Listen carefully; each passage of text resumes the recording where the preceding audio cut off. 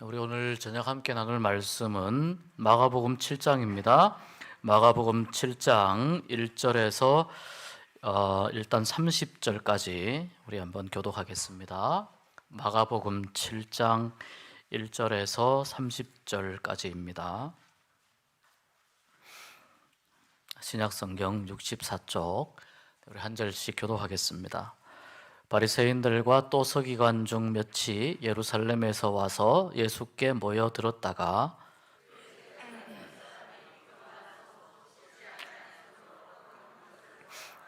바리새인들과 모든 유대인들은 장로들의 전통을 지키어 손을 잘 씻지 않고서는 음식을 먹지 아니하며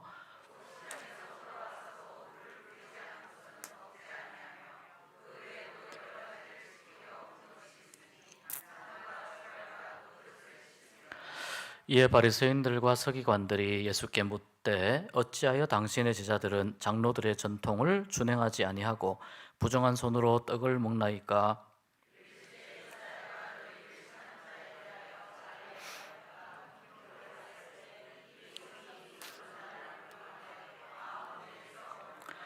사람의 계명으로 교훈을 삼아 가르치니 나를 헛되이 경배하는도다 하였느니라. 또 이르시되 너희가 너희 전통을 지키려고 하나님의 계명을 잘 저버리는도다.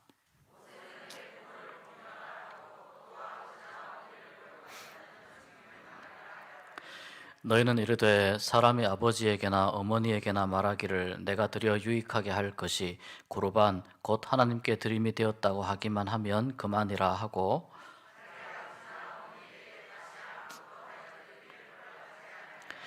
너희가 전한 전통으로 하나님의 말씀을 폐하며 또 이 같은 일을 많이 행하느니라 하시고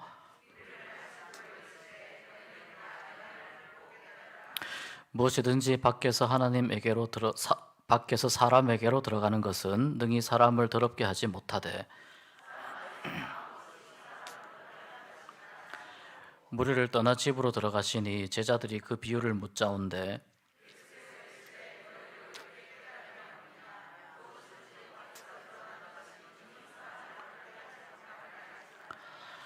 이는 마음으로 들어가지 아니하고 배로 들어가 뒤로 나감이라. 이러므로 모든 음식물을 깨끗하다 하시니라. 속에서 곧 사람의 마음에서 나오는 것은 악한 생각 곧 음란과 도둑질과 살인과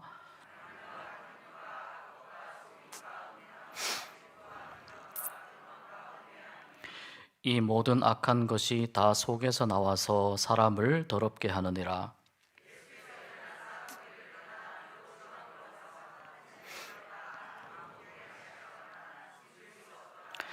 이에 더러운 귀신 들린 어린 딸을 둔 한 여자가 예수의 소문을 듣고 곧 와서 그 발 아래에 엎드리니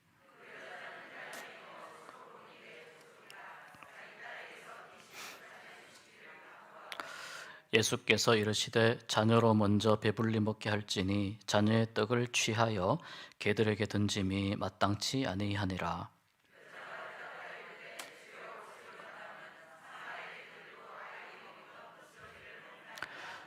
예수께서 이르시되 이 말을 하였으니 돌아가라 귀신이 내 딸에게서 나갔느니라 하시매 침상에 누웠고 귀신이 나갔더라. 아멘. 네, 교회 소식 잠깐 알려드리겠습니다.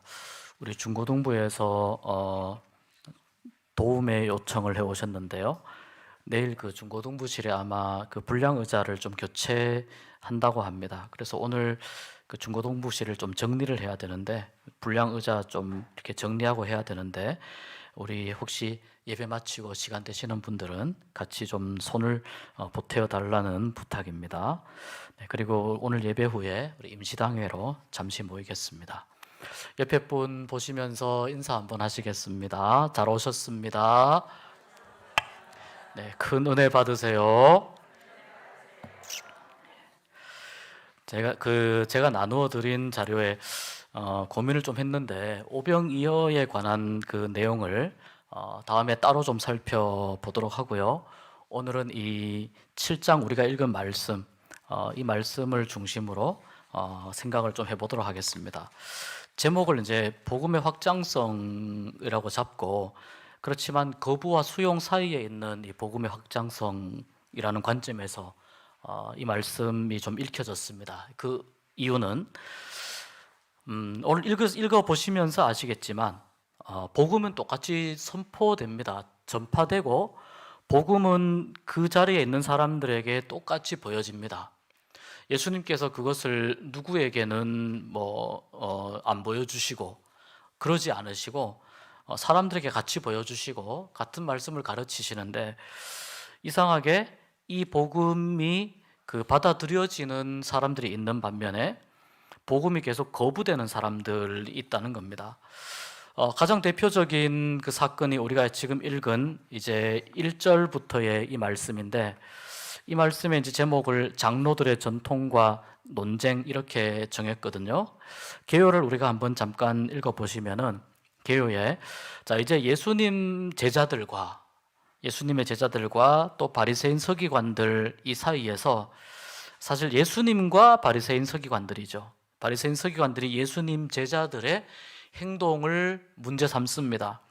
그리고 그 문제는 뭐냐면 불결하다는 겁니다. 깨끗하지 못하다는 겁니다. 이미 이 예수님께서 이스라엘 전역에 많이 알려지셨기 때문에 예수님의 명성으로 인해서 예수님의 사역이 많이 관심이 고조가 되었습니다. 이제 그러던 중에 예수님의 제자들이 손을 안 씻고 떡을 먹는 장면이 포착됩니다. 날카로운 바리새인과 서기관들의 시선에 포착됩니다.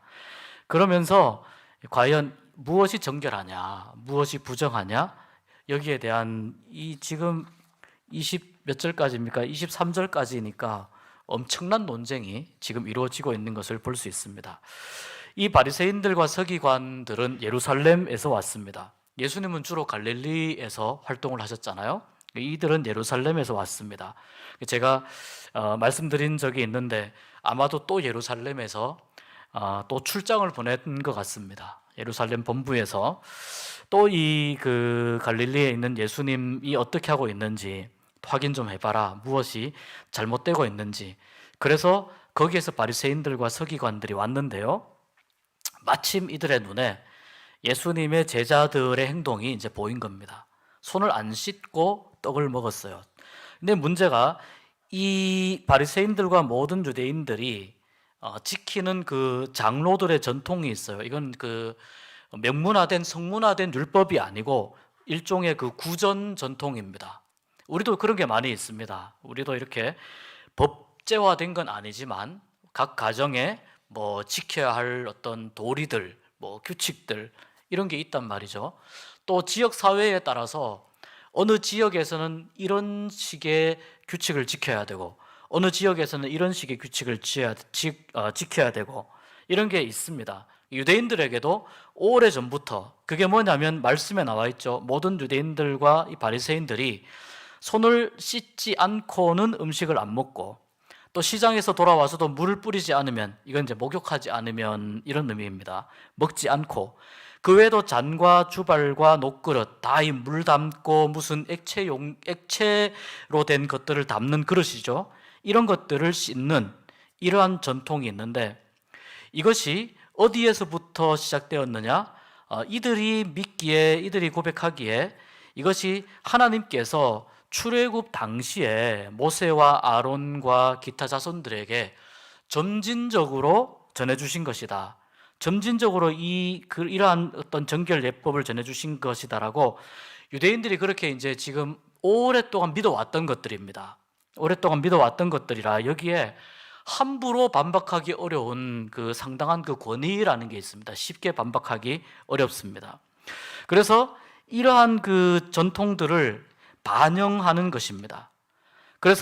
그런데 이 전통은 아까 말씀드린 대로 성문화된 것이라기보다는 구두로 이렇게 계속 이어져 내려오는 겁니다. 우리 집안은 말이야 대대로 이렇게 하는 집안이야, 이렇게 내려오는 겁니다. 성문화된 여러 가지 법들, 이런 법들이라기보다는 구두로 전성된 것이라고 볼 수 있습니다. 이런 경우에는 이렇게 하고 저런 경우에는 저렇게 하고, 이런 것들이 점점 이제 사례들이 점점 많아졌겠죠. 그래서 이 전통들이 이제 시간이 지나면서 그 말씀드린 대로 이것은 출애굽 때부터 이미 모세, 아론, 우리 그 정말 우리가 존경해 마지 않는 모세, 아론에게서부터 왔기 때문에 후대에는 이제 이 율법, 이러한 어떤 그 전통들이 후대의 뭐 서기관들이라든지 이런 사람들이 굉장히 이 전통의 권위를 굉장히 높여버립니다. 높여버리고 그래서 이제 거기에다 이름을 붙여가지고 구전율법이다 이런 식으로 이제 이름을 붙여버립니다. 심지어는 성문화된 그 문서화된 율법과 맞먹을 정도로 그렇게 종교 지도자들이 이 전통을 강화시켰습니다. 보통 이 성문화된 율법은 이제 원칙론적인 입장에서 어떤 특수한 문제에 대해서는 제대로 좀 자세하게 이야기해주지 않는 듯한 게 있지만 이 유저는 말씀드린 대로 계속 어떤 케이스에 대해서 이야기하기 때문에 상당히 구체적인 문제들에게까지 어떤 지침이 있는 겁니다. 그러니까 백성들이 받아들이기에는 생활에 굉장히 구체적인 상황에서 이렇게 하라 이렇게 하라고 하는 그런 그 전통이기 때문에 이 전통을 두려워하면서도 지킬 수밖에 없었다는 거죠. 왜 이것을 그런데 우리는 잘 지키는데 왜 당신의 제자들은 지금 안 지킵니까? 라고 바리새인과 서기관들이 이제 예수님께 지금 시비를 이제 걸어오고 있습니다. 예수님께서 대답을 하시죠. 이사야 선지자의 말씀을 가지고 대답을 합니다. 이사야 선지자의 말씀 우리가 읽었습니다. 6절, 7절 말씀 우리가 읽었는데 한 번 더 읽어보실까요? 이르시되 이사야가 너희 외식하는 자에 대하여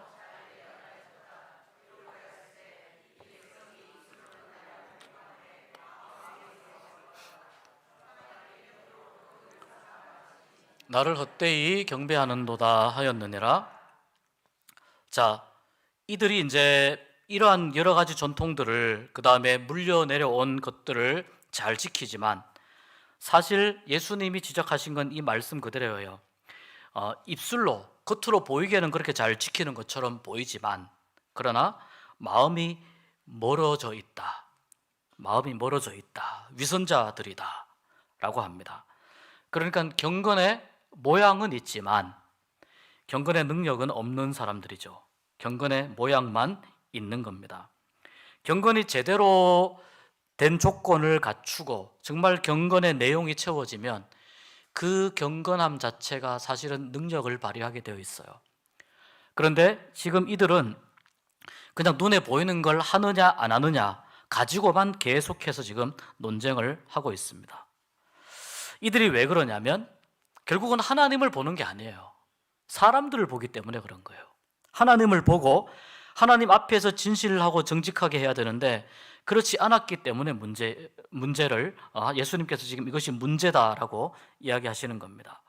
이 이사야가 그 이들의 위선적인 행동, 위선적인 신앙을 책망했던 시대는 이미 BC 약 7세기경입니다.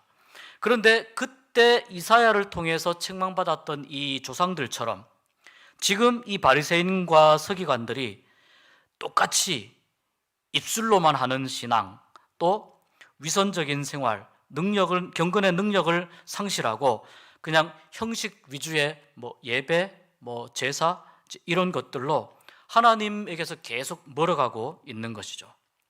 예수님은 이 장로들의 유전을 사람이 만든 계명이라고 오늘 말씀해 보니까 말씀합니다. 사람의 계명, 사람이 만든 계명이라고 이야기하면서 이것을 하나님의 계명, 8절에 나오는 하나님의 계명과 대치시킵니다. 사람의 계명과 하나님의 계명을 대치시킵니다. 여러분, 하나님의 계명을 하나님이 10계명을 주셨지 않습니까? 예수님께 와서 가장 우선적이고 가장 먼저 되고 가장 근본적인 계명이 무엇입니까? 라고 했을 때 예수님이 하신 말씀이 이 말씀입니다. 내 마음을 다하고 목숨을 다하고 뜻을 다하여 주 너희 하나님을 사랑하고 그리고 이와 같이 마음을 다하고 목숨을 다하고 뜻을 다하여 이렇게 이와 같이 하나님을 사랑하는 것처럼 내 이웃을 내 몸처럼 사랑하라. 결국 이 율법의 기본적인 정신은 이 내용 안에 예수님의 정리된 이 내용 안에 다 들어있는데 이 하나님의 계명이라고 이야기할 수 있는 이 계명과 지금 사람들이 만든 이 계속해서 전승되어 내려온 이 유전이 계속해서 충돌하고 있는 것입니다. 그러면서 예수님이 그 율법 중에 하나를 끄집어내서 말씀합니다. 내 부모를 공경하라 라는 율법이 있지 않습니까? 십계명에 있죠. 내 부모를 공격하라가 아니고 내 부모를 공경하라. 그리고 이제 아버지나 어머니를 모욕하는 자는 죽임을 당할 것이다. 이러한 내용이 있다는 것을 예수님이 먼저 이야기하신 다음에 뭐라고 하냐면, 이 율법이 십계명에 있는 매우 중요한 율법인데 과연 이것을 너희들이 잘 지키고 있느냐라고 하면서 고르반 제도를 악용하는 사례를 이야기하세요. 고르반이 뭐냐면 이거예요. 제가 가지고 있는 재산은 고르반입니다 라고 하면 그 고르반은 이 재산은 하나님께 드리는 것입니다 라는 의미가 있거든요. 그렇다면 이 하나님께 드리는 것입니다 라고 고르반을 딱 선언을 하면 그 재산은 이제 사람들이 손을 못 대는 거예요. 누가 손을 대지 못하고 쓸 수 없는 거예요. 그런데 이들이 어떻게 했냐면은 이 재산은 고르반입니다 라고 하면서 사람들이 손을 못 대게 만들어 놓고 이건 하나님께 바칠 것입니다 라고 해놓고 하나님께도 안 바치고 또 부모님을 복양할 의무도 섬기지 않고 이렇게 했다는 겁니다. 그러니까 이 고르반을 악용한 사례를 말씀하시는 겁니다. 당시에 이 장로들의 유전을 따르는 사람들이 부모에게 해야 할 이 복양의 의무를 나는 하나님께 대신했다. 하나님께 나는 섬길 것이기 때문에 안 해도 된다. 뭐 이 정도면 괜찮은데 그렇게 말해놓고 하나님께도 안 드렸다는 거예요. 하나님께도 안 드리고 사람에게도 안 하고, 이것이 도대체 이렇게 하는 것이 무슨 이 유전을 지키는 것에 의미가 있느냐, 이 고르반이라고 하는 제도에 무슨 의미가 있느냐, 오히려 이러한 악용 사례가 되지 않느냐라고 이제 이야기를 하는 겁니다. 그래서 이들이 고르반 제도를 이렇게 사용한 것은 결국은 뭐냐면은 그냥 하나님께도 안 드리고 부모님에게도 드리지 않기 위해서 이 모든 책임을 회피하기 위한 구실로 이걸 그냥 사용을 한 거라는 겁니다. 이것을 이제 말씀합니다. 그런데 이 고르반은 어디에서 나오냐면은 사람의 마음에서 나오는 거잖아요. 내 마음 속에서 내가 하나님께 이것을 드립니다라고 내가 말을 하느냐 말을 하지 않느냐, 내 마음 속에서 나오잖아요. 그래서 예수님이 말씀하시는 게 이거예요. 입으로 들어가는 것이 사람을 더럽게 하는 것이 아니고 사람에게서 나오는 것이 사람을 더럽게 한다는 거죠. 제자들이 사실 그렇습니다. 위생적으로는 조금 불결해 보입니다. 어쨌거나 손을 씻지 않았기 때문에 손에 좀 먼지도 묻었을 것이고 손이 좀 지저분할 겁니다. 이제 그런 상황에서 떡을 집어 먹으면 옆에서 좀 깔끔한 분들은 아무래도 좀 불쾌했을 수 있습니다. 그런데 그렇게 해서 좀 먼지 묻은 손으로 떡을 집어 먹는다 하더라도 이것이 사람들 눈에는 이것이 더러워 보이더라도 진짜 사람을 더럽게 하는 것은 뭐냐면 사람의 속에서 나오는 거라는 거죠. 그 사람의 속에서 어떤 것들이 나오느냐, 20절부터 23절 말씀을 우리가 한번 읽어보도록 하겠습니다. 또 이르시되 사람에게서 나오는 그것이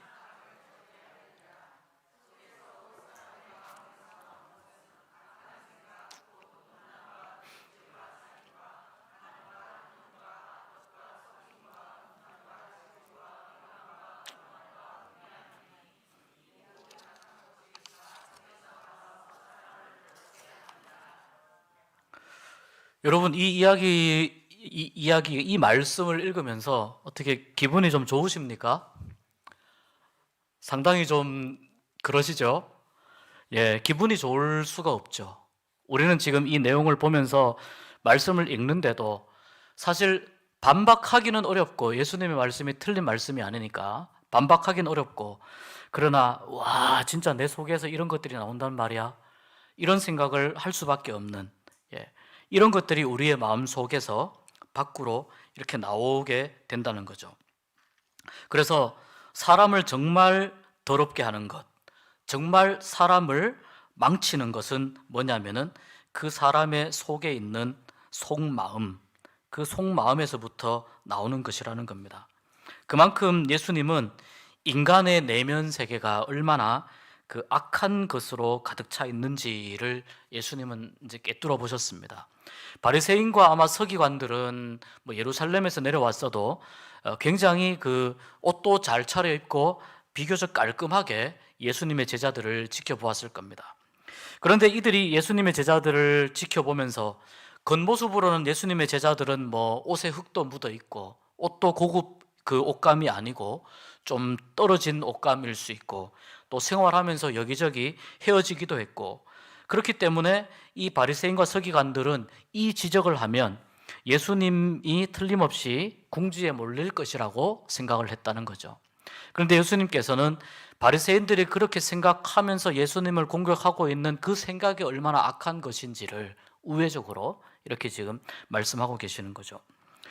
우리가 이 말씀을 읽으면서 우리가 그 중요하게 여겨야 될 부분 중에 하나는, 여기 있는 예수님과 함께 논쟁하는 사람들 중에는 일단 당시의 종교 지도자들이 있습니다.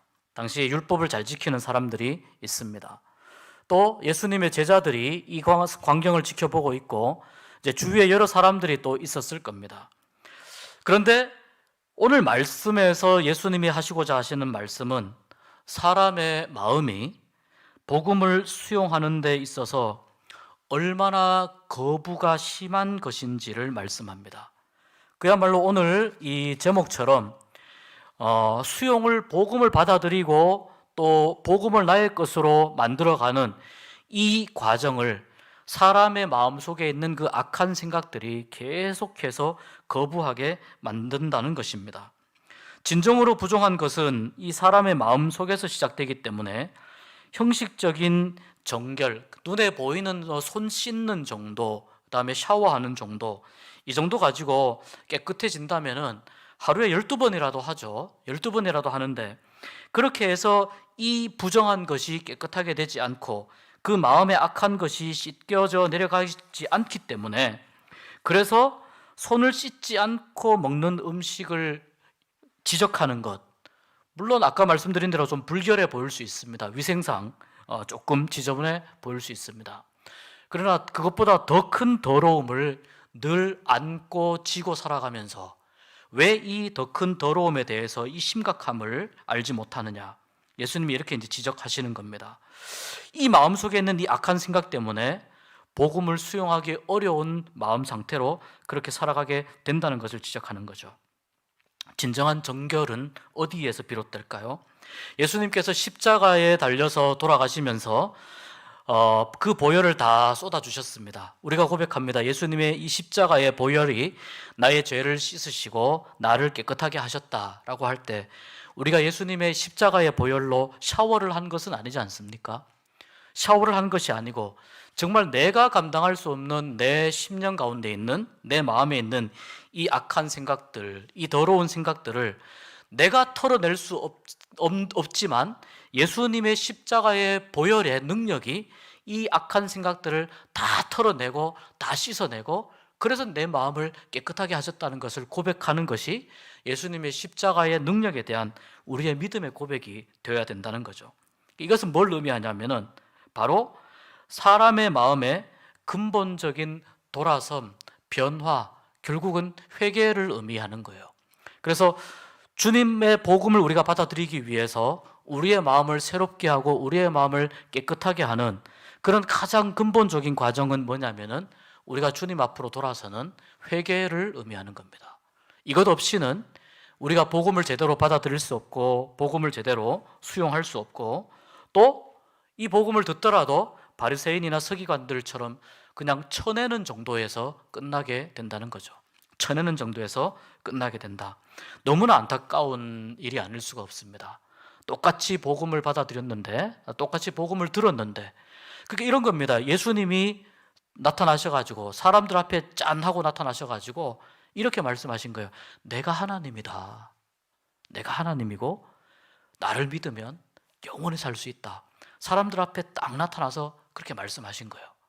그런데 이 말씀, 이 가르침, 이 복음을 사람들이, 예수님이 눈앞에 나타났는데도 사람들이 못 받아들인다는 겁니다. 여러분, 눈앞에 이따만한 금덩이가 나타나면 어떻게 하시겠습니까? 이따만 금덩이가 나타나면 내가 금이다라고 말하기도 전에 금을 그냥 잡아서 내 것으로 만들어 버리지 않겠습니까? 눈앞에 정말 내가 가장 좋아하는 음식이 나타났어요. 음식이 나타났다면 내가 이제 배가 고파요. 그럼 음식을 막 먹지 않겠습니까? 그 눈앞에 내가 가장 좋아하는 것 또는 아주 가치 있고 고귀한 것이 눈앞에 나타났으면 그것을 내 것으로 만들고자 하는 것이 사람의 기본적인 심리인데, 자, 하나님이 나타나신 거예요. 하나님이 나타나시고 하나님이 지금 나에게 영원히 살 길을 지금 이야기하시는 거예요. 제시하시는 거예요. 여기에 대해서는 사람들이, 바리새인들과 서기관들이 눈만 껌뻑껌뻑하면서 도대체 무슨 잘못을 하나, 이것만 지금 계속해서 추적을 하고 있는 거라는 거죠. 이 얼마나 아이러니한 일입니까? 그래서 저는 예수님을 그때 당시에 만나보고도 못 믿는 사람들이 이해가 안 되는 것은 아니지만 우리가 더 복이 있는 사람들일 수 있다라는 생각이 들어요. 우리가 더 복이 있는 사람들일 수 있다. 예수님을 안 만나봤지만, 못 만나봤지만 우리는 예수님을 믿잖아요. 그러니까 우리가 더 복이 있는 사람들일 수 있다. 그래서 이 보지 않고 믿는 자가 복되다, 이렇게 말씀하셨는지도 모르겠습니다.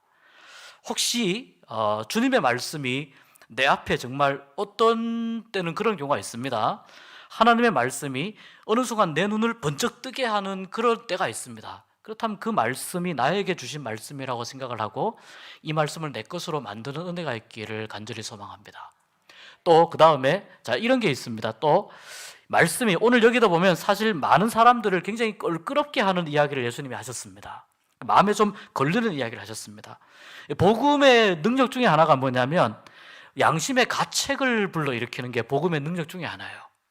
그래서 내가 어찌할꼬, 이렇게 해야 되는 거죠. 내가 어찌할꼬. 내 마음속에 양심의 가책이 있고, 내가 정말 그 부분에 대해서 표현은 안 하지만 그렇구나, 이것이 하나님 앞에서 정말 걸리는 것이구나 라는 생각이 들 때, 그때 여러분 정말 기뻐하시면 좋겠어요. 내가 복음에 노출되었구나. 지금 내가 복음을 조금 더 깊이 받아들일 수 있는 기회 가운데에 내가 와 있구나.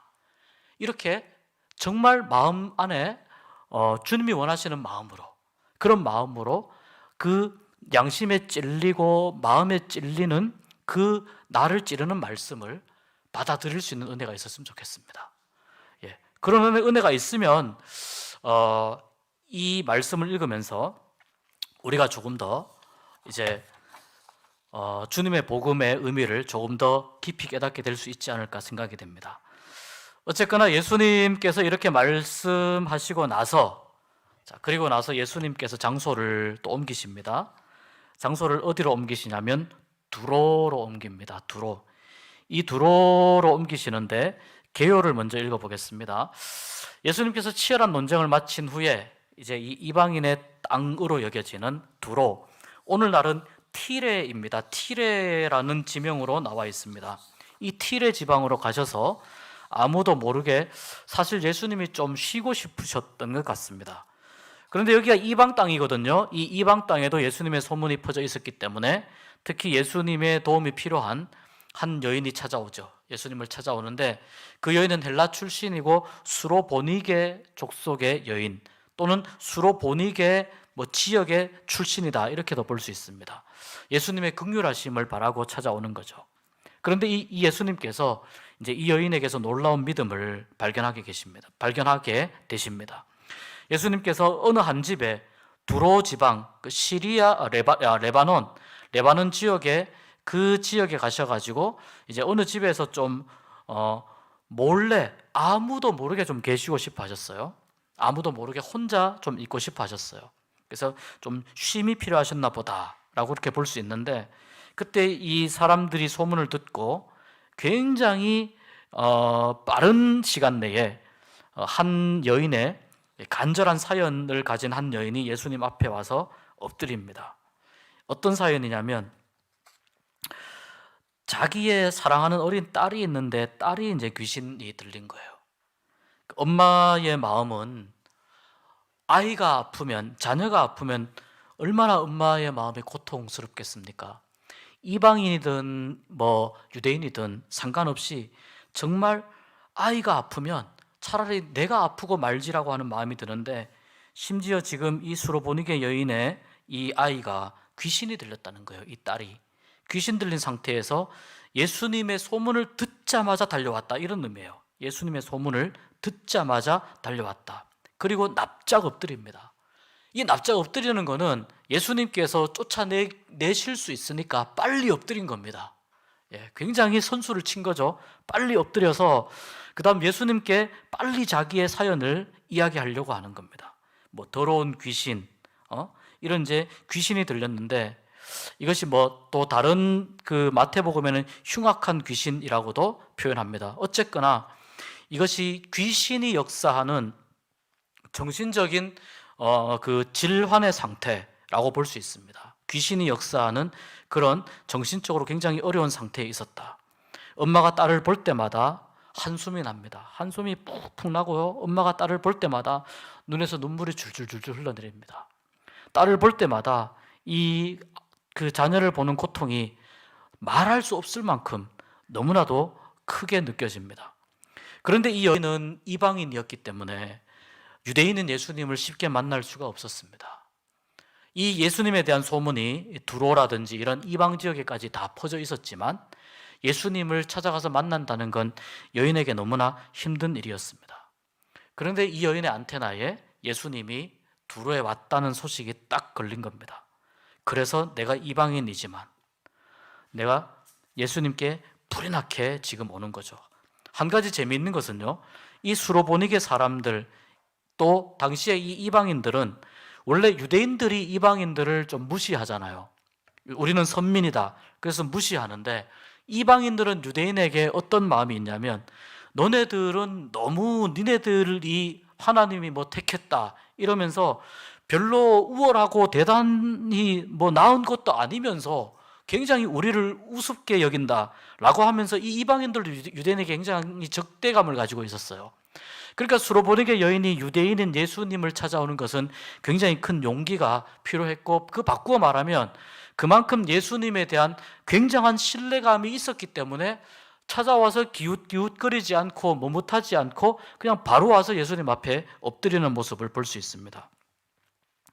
이 예수님 앞에 엎드린 이 여인이 딱 한마디만 이야기합니다. 우리 딸만 살려달라고.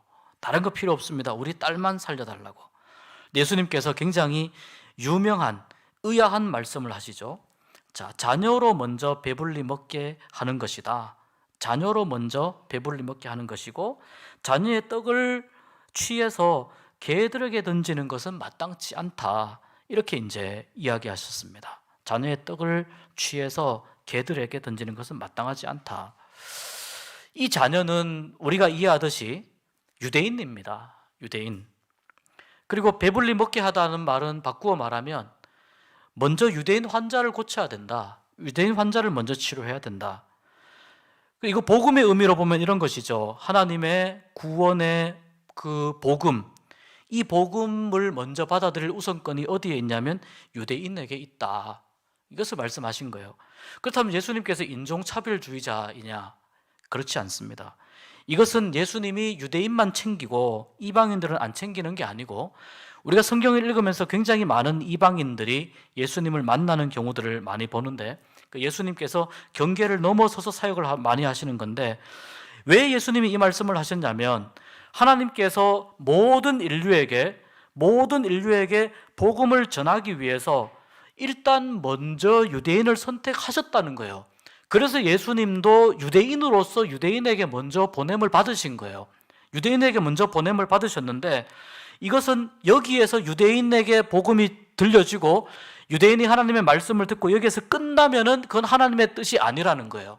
거기서 끝나는 것이 아니고 순서가 있다, 우선순위가 있지만, 그러나 이 유대인의 특별한 이 선민, 하나님의 백성이라고 하는 이 위치에 대해서 예수님은 말씀하시면서도 여전히 이 여인을 염두에 둔 이야기를 하고 계시죠.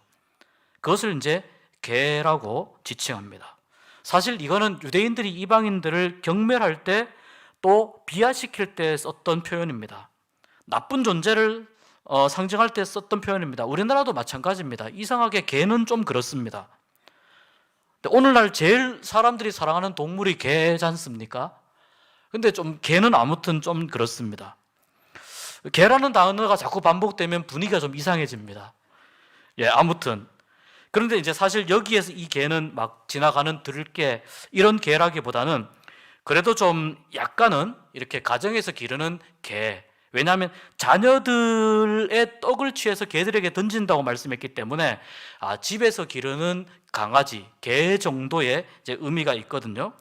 그런데 이제 이런 의미가 있는데 이 의미가 무슨 뜻이냐면은 개라고 하는 이 자체가 굉장히 비천하고 또 굉장히 그 속된 그런 그 의미를 가지는 것이지만 예수님은 자녀와 개라고 하는 이 두 단어를 이야기하면서 아까 말씀하신 대로 어쨌거나 먼저 하나님께서 이스라엘 백성들, 유대인들을 불러주신 것에 대한 이 우선권에 대해서 먼저 이 여인에게 말씀을 하시는 겁니다.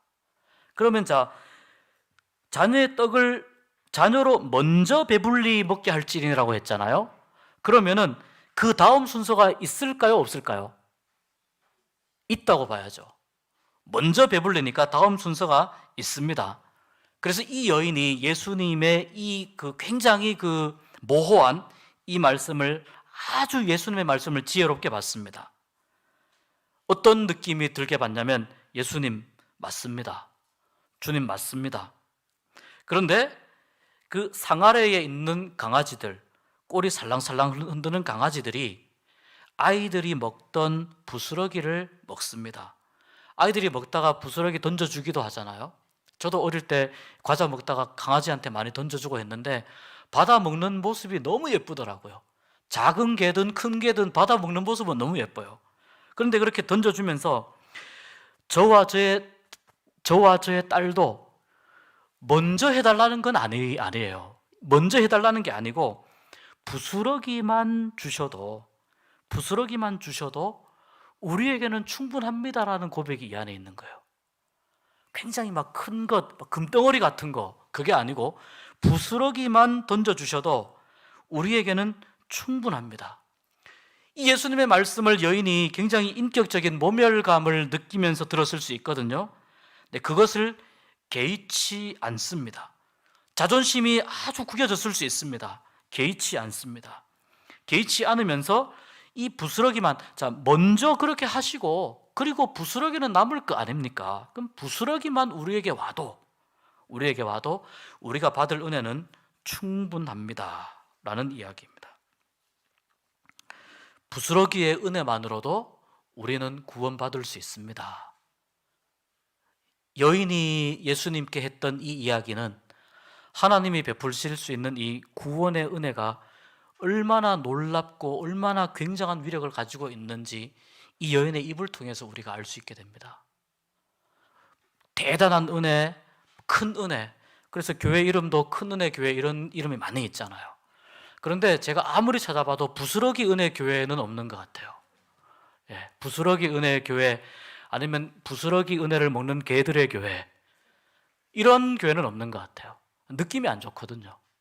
기왕이면 우리가 좀 은혜도 제대로 받자. 큰 은혜 뭐 그렇지 않습니까? 그런데 이 여인은 그렇게 접근하지 않아요. 자기의 입장에서 자기의 상황 가운데에서 그냥 하나님께서 약간만 던져주시기만 해도 그것으로 우리가 받을 수 있는 모든 은혜가 다 채워질 수 있습니다 라고 하는 이러한 고백을 이 예수님께 드리는 거죠. 예수님께서 이 여인의 그 대답이 굉장히 지혜롭다는 것을 생각하시고 이 여인의 대답이 굉장히 만족하셨습니다. 그래서 예수님은 이 여인이 하는 그 말 가운데에 있는 여인의 내면 세계 가운데 있는 이방인이지만 그렇게 말씀을 안 하셨지만 이 여인의 믿음이 정말 큰 믿음이구나, 매우 독특한 믿음이고 그 마음 가운데 아주 깊은 믿음이 있구나라는 것을 예수님이 간파하십니다. 그래서 마태복음에는 내 믿음이 크도다라고 기록하고 있다는 겁니다. 내 믿음이 크도다. 이렇게 순수하고 끈질긴 이 믿음을 보시고 예수님이 이 말을 하였으니는 개들도 아이들이 먹던 부스러기를 먹습니다라고 하는 이 말을 하였으니 돌아가라고 말씀하세요. 돌아가라. 그리고 보면은요, 너의 귀신이 내 딸에게서 나갈 것이다가 아니고요, 나갔느니라 라고 말씀하세요. 나갈 것이다가 아니고 나갔느니라. 말하자면은 이미 나갔다, 이 일이 종료가 되었다, 이제 시제로는 완료 시제라고 볼 수 있어요. 종료가 되었다, 끝났다. 여인이 집에 가서 보니까 정말 예수님 말씀처럼 되었어요. 예수님께서 직접 환자나 아픈 사람이나 귀신 들린 사람을 직접 눈앞에서 만나지 않으시고 먼 거리에서 고치신 그 사건이 바로 이 사건입니다. 이 귀신 들린 아이를 예수님은 만난 적도 없어요. 본 적도 없어요. 요즘 같으면 어쩌겠습니까? 스마트폰으로 이 아이가 막 그 귀신에 들려서 힘들어하는 그런 모습을 찍어서 우리 아이가 지금 이렇습니다라고 아마 보여줬을 겁니다. 근데 그런 것도 없습니다. 그런 이 여인의 말을 듣고 이 여인의 아이가 아프다는 걸 예수님이 아셨고, 이 여인의 말을 듣고 얼마나 믿음이 크다는 것을 아셨고, 이 여인이 순서를 기다릴 줄 아는 믿음을 가졌다는 걸 아셨어요. 우리가 자녀들보다 앞서고 싶은 마음은 추호도 없다는 거예요. 앞서고 싶은 마음은 없고, 먼저 자녀들이 그런 혜택을 충분히 받고, 충분히 받아도 우리가 받을 만한 찌끄러기 정도, 부스러기 정도만 돼도 얼마든지 우리는 살아날 수 있다고 하는, 너무나도 겸손한, 아이는 지금 다 죽어가는데, 아이가 지금 완전히 엉망이 되어가는데, 엄마가 과연 예수님 앞에서 이러한 이성적인 모습을 가지면서 이렇게 이야기할 수 있다는 것이 얼마나 위대하고 훌륭한 모습인지, 그것을 예수님이 보신 겁니다. 그래서 예수님께서 이 여인의 믿음을 보시고 부스러기 은혜, 그 은혜로 이 여인을 고쳐주신 줄 믿습니다. 우리가 그 하나님의 은혜를 가끔 기대할 때 때로는 그랬으면 좋겠습니다. 정말 우리가 크고 놀라운 은혜를 많이 기대합니다. 그런데 우리가 실수하는 게 뭐냐면, 많은 은혜를 우리가 받았거든요. 찬송가에 보면은 만 가지 은혜를 받았으니 찬송이 있습니다. 그런데 여러분, 만 가지 은혜를 내가 받았으면 내가 받은 만 가지 은혜의 목록을 내가 쓸 수 있습니까? 우리가 은혜를 잊어버려요. 이 여인은 부스러기라도 붙잡고 싶은 처절한 심정으로 납작 엎드리는데, 우리는 때로는 만 가지 은혜를 받았다고 고백을 해요. 근데 내가 받은 은혜가 뭐지? 잊어버려요. 종류도 기억을 못해요. 그런데 그 잊어버리는 게 어떤 잊어버림이냐면, 은혜 자체를 잊어버릴 때가 되게 많아요. 은혜를 잊어버리고 그 다음에 어떻게 하냐면, 하나님 또 은혜 주세요라고 이야기할 때가 많아요. 이 여인의 믿음을 보면서 우리가 이것을 좀 느꼈으면 좋겠습니다. 우리가 지금 하나님으로부터 받고 있는 은혜가 굉장히 크다는 것, 굉장히 놀라운 은혜를 우리가 받고 누리고 있다는 것을 우리가 늘 생각하면서, 은혜에 우리가, 내가 지금 받고 내가 누리고 있는 은혜에 우리가 좀 영적으로 민감했으면 좋겠습니다. 내가 받은 은혜 잊어버리지 않게 하여 주시옵소서. 내가 받은 은혜 누리고 있다는 것을 내가 기억하고 감사하게 하여 주시옵소서. 이런 믿음이 우리에게 필요한 것 같습니다. 그리고 이제 마지막에 나오는 31절부터 37절은 에바다입니다. 쉽게 말해서 에바다. 자, 계속 예수님이 장소를 이동해 가십니다. 두로를 떠나서 시돈을 지나고 데가볼리 지방을 통과해서 갈릴리 호수에 이렇게 이르십니다. 사람들이 또 기다리고 있습니다. 지금 얼마나 지금 우리가 마가복음 읽으면서 예수님을 기다리는, 곳곳에 예수님을 기다리는 사람들이 있다는 것을 우리가 계속 발견합니다. 거기에 특이한 사람이 있습니다. 귀가 잘 안 들리고 또 마리를 더듬는 사람이 있습니다. 사람들이 이 사람을 데리고 옵니다. 안수하여 주기를 간구합니다. 여기 보십시오. 납작 엎드렸다는 말이 없죠. 수로보니게 여인처럼 엎드렸다는 말이 없어요. 그냥 와서 안수하여 주십시오, 이렇게 이야기합니다. 그리고 이 사람들이 데리고 왔는데 예수님은 이 사람을 따로 데리고 가십니다. 자, 왜 따로 데리고 가셨을까? 여러 이제 이유가 있을 텐데, 일단 예수님이 너무 군중들 사이에 말씀드린 적이 있지만 병 고치는 사람으로 너무 각인이 되어 있어요. 병 고치고 귀신을 쫓아내고 이쪽으로만 너무 각인이 되어 있어요. 근데 예수님께서 그것만 하러 오신 게 아니잖아요. 그것만 하러 오신 게 아니고 하나님 나라의 복음을 전하러 오셨는데 계속해서 이런 쪽으로 자꾸 각인이 되니까 이 사람들이 너무 그쪽으로만 예수님에 대해서 자꾸 생각을 합니다.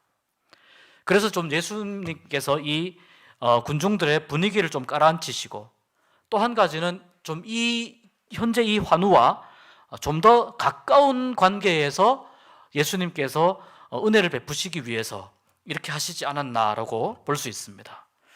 그리고 손가락 양귀에 넣고요, 침을 뱉어서 그의 혀에 손을 대시고 하늘을 우러러 탄식하시며, 이렇게 예수님의 모션이 순서대로 나옵니다.